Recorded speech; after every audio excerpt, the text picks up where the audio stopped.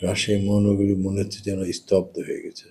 ভোর বেলায় খবর পাওয়ার পর আমি সকালে বিভিন্ন কাজে বের হই, যে দেখি গোটা শহর মনে হচ্ছে মৃত হয়ে গেছে, সবার চোখে অশ্রু। বিভিন্ন মোড়ে মোড়ে আজকে তার জন্য দোয়া হচ্ছে, কোরআন তেলাওয়াত হচ্ছে। আর দলীয় এবং সকল জায়গাতেই কালো পতাকা, জাতীয় পতাকা উত্তোলন হয়েছে। কালকে 1:30টায় আমাদের পার্লামেন্টের সামনে তার জানাজায় কোটি কোটি লোক অংশগ্রহণ করবে এবং শহীদ জিয়ার পাশেই তার দাফন কাজ সম্পন্ন হবে। সমগ্র জাতি আজকে নিঃস্ব হয়ে গেছে দেশনেত্রী বেগম খালেদা জিয়ার চলে যাওয়ায়।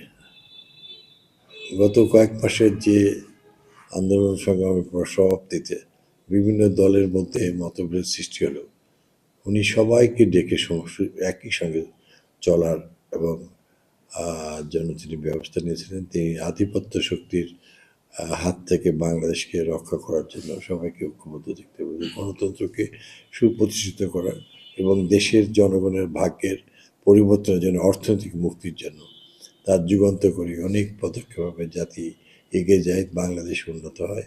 বিশেষ করে আমাদের মায়েরা বোনেরা আজকে যে ব্যাপক শিক্ষার হার এবং কর্মসংস্থানের বিভিন্নভাবে তাদের যে অসামান্য সাফল্য, এটা বেগম খালেদা জিয়ার বিশাল অবদান ছিল। তিনি বাংলাদেশকে সব দিক দিয়ে এগিয়ে নিয়ে গেছিলেন। তিনি কখনোই কোনো পরাশক্তির কাছে মাথা নত করেন নাই। তিনিই একমাত্র মহান নেত্রী যিনি জাতিসংঘে আমাদের এই অঞ্চলে ফারাক্কাবাদের জন্য তিনি সকণ্ঠে সুগৌরবে অধিকার আদায়ের তিনি দাবি উত্থাপন করেছিলেন, যা বাংলাদেশ এবং রাষ্ট্রের জন্য ছিল অত্যন্ত আশার কথা। আজ এই মহান নেত্রীর চলে যাওয়ায় সমগ্র জাতি শোকাহত।